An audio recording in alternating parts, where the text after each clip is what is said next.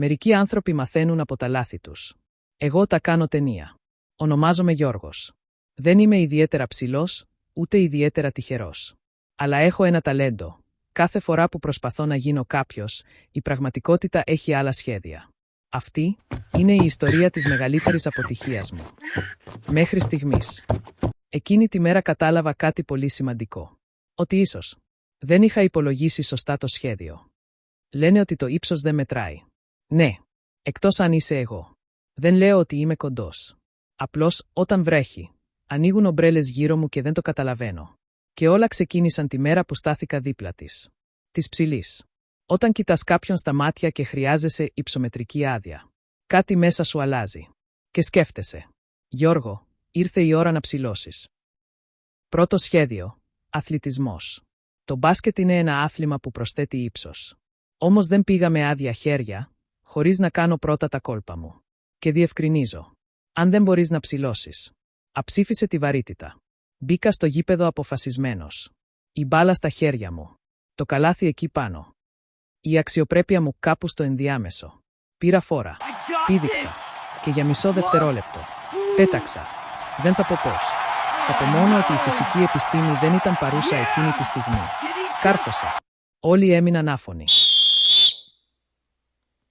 Οι συμπαίκτες μου είπαν. Εντυπωσιακό άλμα. Και εγώ απάντησα σοβαρά. Πίνω νερό με ηλεκτρολίτες. Δεν ανέφερα το μικρό τεχνικό βοήθημα. Οι μεγάλοι αθλητές έχουν μυστικά. Κι εγώ έχω ίσοπ. Εκείνη τη στιγμή σκέφτηκα κάτι. Αν μπορώ να ψηφίσω τη βαρύτητα. Ίσως μπορώ και να ψηλώσω. Δεν ήξερα ακόμα ότι στο σπίτι μου με περίμενε η χειρότερη ιδέα της ζωής μου. Ήταν η μέρα που επιστράτευσα την επιστήμη. Ένα πακέτο έφτασε στην πόρτα. HeightMax Pro με φόρμουλα μοριακής ελαστικοποίησης. Μην ρωτήσετε γιατί το παρήγγειλα. Ρωτήστε γιατί 10.000 άνθρωποι του είχαν δώσει 5 αστέρια. Πιθανότατα ήταν όλοι τους μπασκετμπολίστες. Ή πολύ ενθουσιώδη bots. Το σύστημα εγκαταστάθηκε στην κάσα της πόρτας μου. Μέχρι χθες ήταν απλώς μια πόρτα. Σήμερα ήταν το ιερό μου δισκοπότηρο. Στα πόδια μου κρέμασα βάρη που θα έκαναν ελέφαντα να παραπονεθεί. Γιατί αν δεν μπορείς να ψηλώσεις φυσικά, πρέπει να το επιβάλλεις ψυχολογικά. Άρχισα. 1. Ένιωσα το αίμα να κυκλοφορεί. 2. Ένιωσα τα όνειρά μου να τεντώνονται. 3. Ένιωσα τα χέρια μου να καίνε. 4. Ένιωσα ότι έκανα την χειρότερη οικονομική επένδυση της ζωής μου. Η ψηφιακή οθόνη του HeightMax αναβόσβηνε σαν να υπολόγιζε την τροχιά πυράβλου της NASA. 99%. 100%. Υπολογισμός ολοκληρώθηκε. 0,1 χιλιοστό.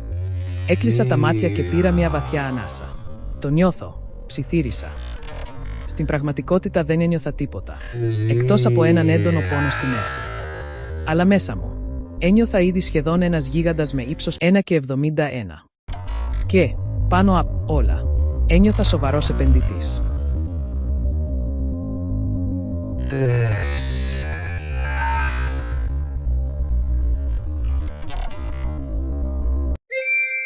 User too short for sensor. Μετά ήρθε η μεγάλη στιγμή.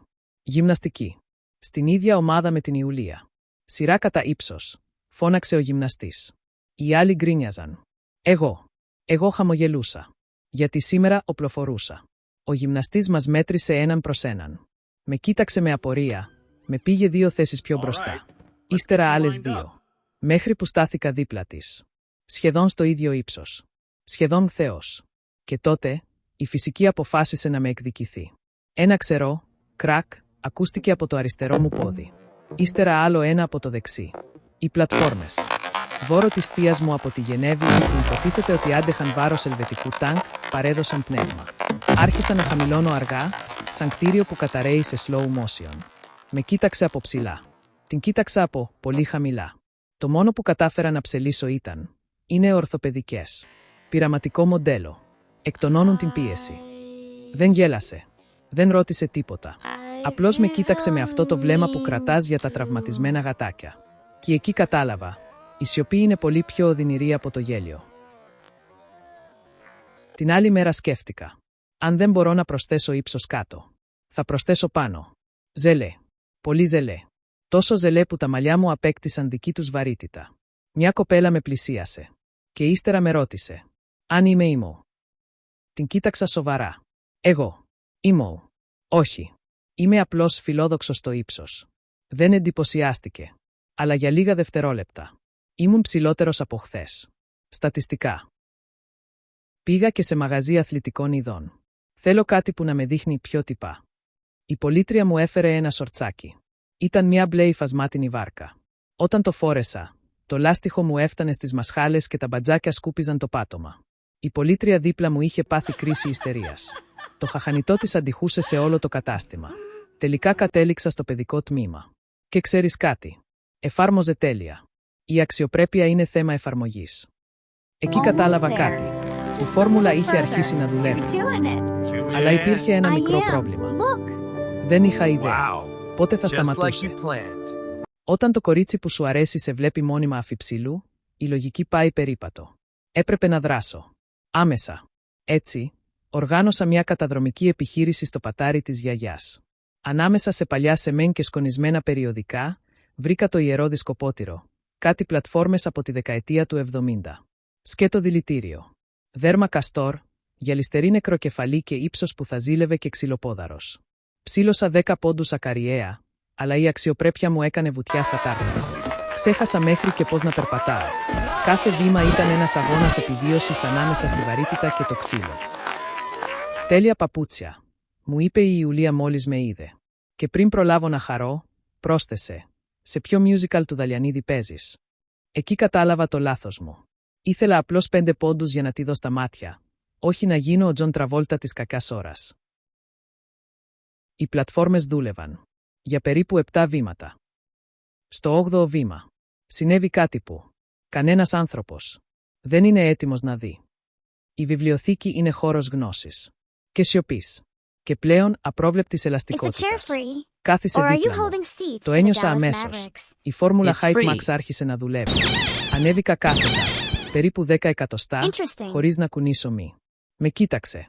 Δεν πανικοβλήθηκε. Αυτό ήταν που με πανικόβαλε περισσότερο. Έχεις γίνει πιο ευλίγιστος, είπε απλώς. Σκέφτηκαν από την αλήθεια. Δεν το έκανα. Γιατί όταν έχεις γίνει λάστιχο, δεν θέλεις πολλές ερωτήσεις. Μόλις έφυγε, δεν μπορούσα να κρατηθώ.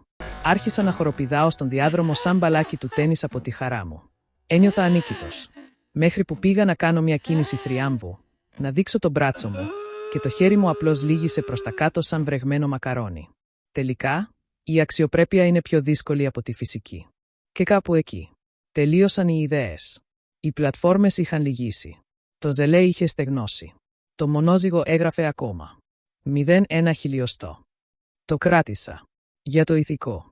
Την είδα να έρχεται προς το μέρος μου. Δεν υπήρχε τίποτα περίεργο πάνω μου αυτή τη φορά. Ούτε σκαμπό. Ούτε βάρη. Ούτε ελαστικότητα. Μόνο εγώ. Σήκωσα το βλέμμα. Και τότε, έκανε κάτι που δεν είχα υπολογίσει. Δεν σχολίασε. Δεν γέλασε.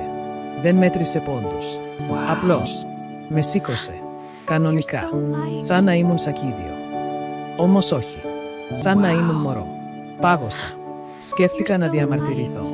Δεν το έκανα. Γιατί από εκεί πάνω, η θέα ήταν καλύτερη. Με κοίταξε. Δεν είπε τίποτα. Αλλά κατάλαβα. Και σκέφτηκα. Ίσως τελικά δεν χρειάζεται να ψηλώσω. Ίσως χρειάζεται απλώς να μην κρεμιέμαι από πόρτες. Κράτησα όμως τις πλατφόρμες του παππού μου. Για πανενδεχόμενο. Γιατί ποτέ δεν ξέρεις. Μπορεί αύριο να χρειαστώ άλλο 1 εκατοστό.